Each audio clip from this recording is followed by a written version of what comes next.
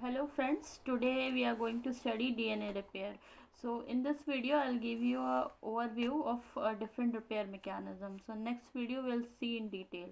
So DNA repair basically different types में classify किया गया है। सबसे पहला जो रिपेयर मैकेनिज्म होता है उसे हम डायरेक्ट रिपेयर या डैमेज रिवर्सल रिपेयर कहते हैं। ठीक है, इसमें क्या होता है कि कोई अलग से एंजाइम नहीं यूज़ होती है, जो भी डैमेज हुआ है उसको डायरेक्टली हम रिपेयर कर देते हैं। ठीक है, तो ये रिपेयर सिस्टम हम दोनों में अलग अलग तरीके से पढ़ेंगे।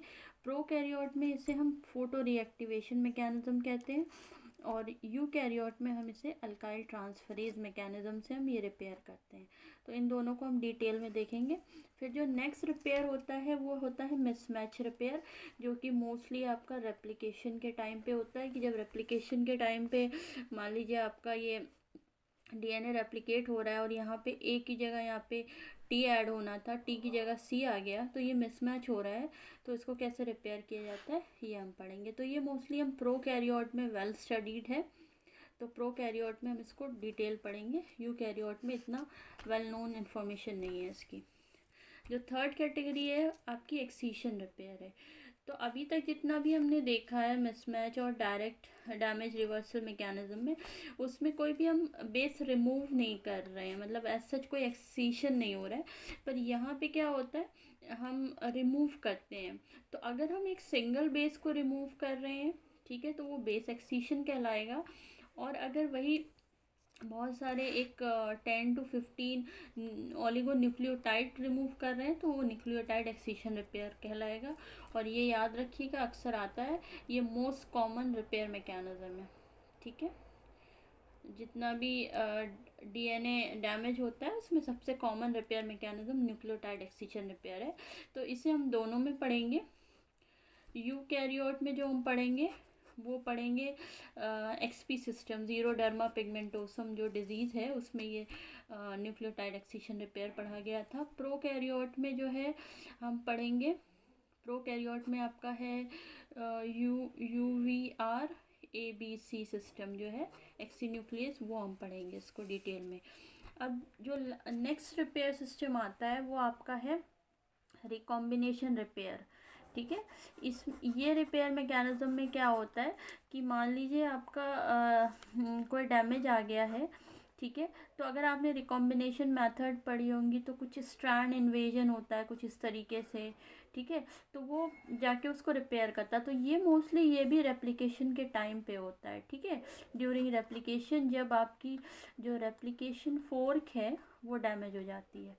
ठीक है, रेप्लिकेशन फोर्क अगर आपकी ब्रेक हो जा रही है तब आप जो है होमोलोगस रिकॉम्बिनेशन मीडिएटेड मेथड से आप रिपेयर कर सकते हैं। तो इसको भी हम डिटेल में स्टडी करेंगे। नेक्स्ट है आपका नॉन होमोलोगस एंड ज्वाइनिंग। ठीक है, तो इसमें क्या होता है, ये आपका डीएनए है, मान लीजिए यहाँ से कहीं से टूट गया है, ये 2 फ्रेगमेंट्स हो गए आपके। ठीक है, तो अब ये जो होता है ना, ये दोनों होमोलोगस एंड नहीं है, लेकिन कहीं इसको हम इस डीएनए को प्रोटेक्ट करना चाहते हैं तो हम क्या करते हैं, इस दोनों एंड्स को with the help of certain protein like Q protein इससे हम ज्वाइन कर देते हैं इसको। ठीक है, तो इसे हम नॉन होमोलोगस एंड ज्वाइनिंग कहते हैं।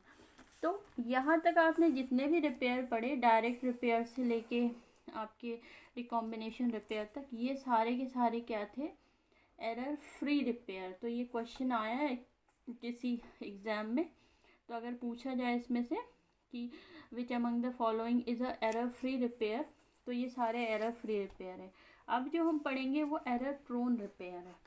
ठीक है, या इसी को हम कह सकते हैं डैमेज टॉलरेंस मैकेनिज्म। ठीक है, डैमेज टॉलरेंस मैकेनिज्म।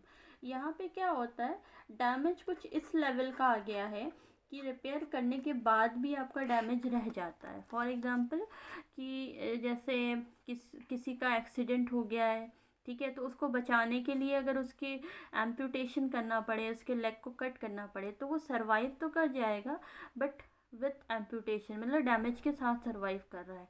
तो एरर प्रोन रिपेयर में कुछ ऐसा ही होता है कि हम डीएनए को रिपेयर तो कर देते हैं पर डीएनए में कुछ ना कुछ डैमेज रह जाता है, मतलब कुछ म्यूटेशंस हो जाते हैं, ठीक है। तो ये भी एक रिपेयर सिस्टम है जो कि प्रोकैरियोट में बहुत वेल नोन स्टडीड है, वो भी देखेंगे। SOS रिपेयर अब हम आते हैं। SOS का फुल फॉर्म है सेव आवर सोल। ये रिपेयर तब काम करता है जब डैमेज बहुत एक्सट्रीम लेवल पे हो गया है और सारे रिपेयर सिस्टम जो है एक साथ एक्टिवेट करवाने पड़े, तब उसे बोलते हैं SOS रिपेयर। नॉर्मली क्या होता है, कोई एक रिपेयर काम करेगा, जिस रिपेयर सिस्टम की ज़रूरत है वो काम करता है।